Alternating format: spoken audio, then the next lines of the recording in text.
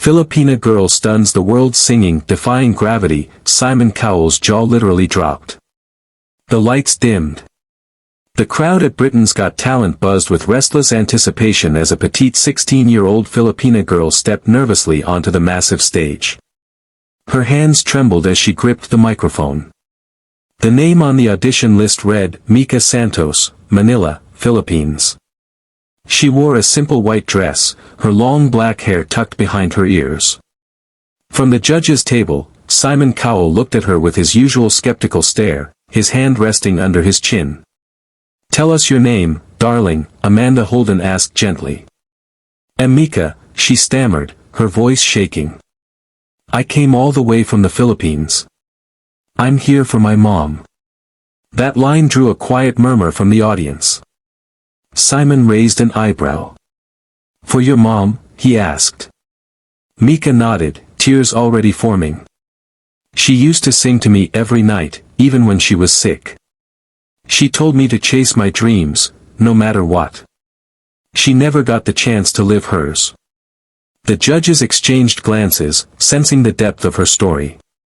Then the music cue started, those haunting, ascending notes of Defying Gravity from Wicked. A song not even seasoned professionals could tackle easily. The first notes wavered, barely audible. The audience held its breath. Mika's hands shook, but then she closed her eyes. She remembered her mother's voice, soft and soothing, "Don't sing for the world, Anak. Sing for the one person who believes in you." When Mika opened her eyes again, something shifted. Her voice rose, clear and golden, filling the hall with a power that defied her small frame. Each lyric carried pain, hope, and courage, the kind only a heart tested by loss could convey. "Something has changed within me, something is not the same." By the chorus, the crowd was on its feet. The notes soared effortlessly as if her voice itself was breaking chains. The lights flared in rhythm with her crescendos. Even Simon, who was famous for never showing emotion, leaned forward, his mouth slightly open.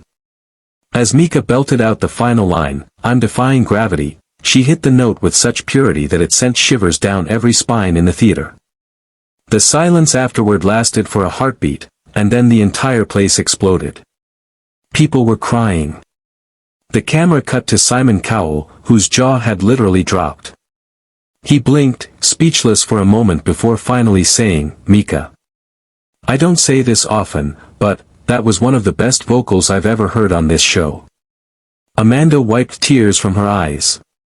"You're not just singing, love, you're healing hearts tonight." Mika covered her mouth in disbelief as the crowd chanted her name. But behind her smile was a quiet ache. She wished her mother could have seen it. What no one knew was that Mika had nearly missed this chance. Just 2 weeks before, she'd been sleeping in a small London hostel, working part-time in a cafe to pay for her stay. She had saved for years, singing. Days later, she received a letter from an elderly woman in Los Angeles. It read, "My daughter passed away from cancer last year.